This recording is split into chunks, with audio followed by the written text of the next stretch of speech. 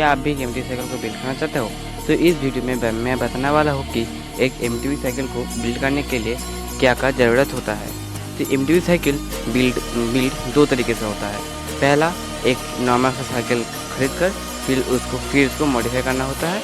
दूसरा, MTV parts को अलग अलग खरीद कर बिल्ड करना होता है। पहले मैं बताऊँगा एक नॉर्मल साइकिल को एमटीवी साइकिल में कैसे कन्वर्ट किया जाता है। तो नॉर्मल सा आपके पास जो भी साइकिल है उससे भी स्टार्टिंग हो सकता है, लेकिन आप ध्यान रखना आपका जो इधर का जो हेडसेट है वो अच्छा होना चाहिए, नहीं तो आपका हेडसेट हिलेगा। इसलिए मैं प्रेफर करूँगा कि जब भी कोई नया साइकिल खरीदो उसमें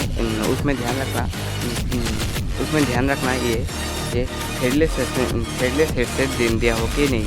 हेडलेस में क्या फ़ायदा होता है, आप कोई भी सस्पेंशन या फिर handle bar shorting easily install कर सकते हो।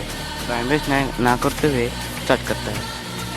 आप जो भी साइकिल आपके पास हो, स्टील होगा एल्युमिनियम फ्रेम, वो उसमें ध्यान रखना कि वो फ्रेम डाउन फ्रेम होना चाहिए।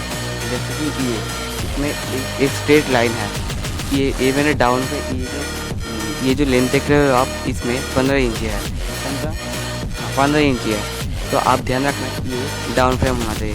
जिन लोगों के पास स्टील का फ्रेम है वो लोग अपने फ्रेम को काट कर डाउन फ्रेम कर सकते हैं, लेकिन वो अच्छे से वेल्डिंग के पास स्टील फ्रेम है, वो अपने साइकिल को यहाँ से और यहाँ से कट कर अपना साइकिल को डाउन कर सकते हैं।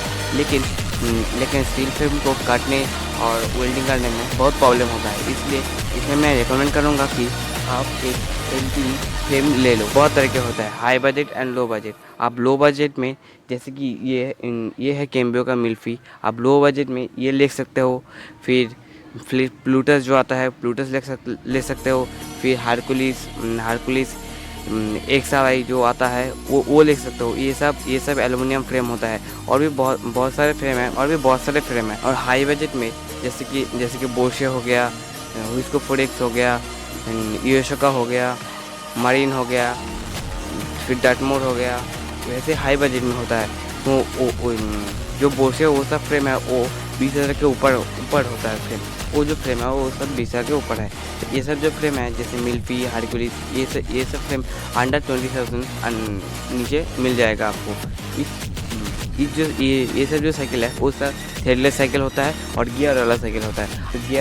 ये सब साइकिल में 21 स्पीड का गियर आता है। इसमें इस वीडियो में कोई भी ब्रांड का प्रमोशन नहीं कर रहा हूँ। फिर आते हैं हम सस्पेंशन पे। सस्पेंशन जो साइकिल कंपनी से दिया होता है वो वही यूज़ करो जितना दिन चलता है।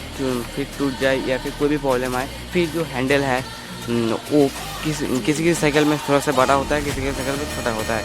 और हर एक साइकिल पे और ज़्यादातर साइकिल पे लॉन्ग स्ट्रीम दिया होता है। लॉन्ग स्ट्रीम स्टंट के लिए अच्छा नहीं होता है। जो स्टंट के लिए जो हैंडल आता है वो थोड़ा सा बड़ा होता है, 780 का हैंडल बार होता है।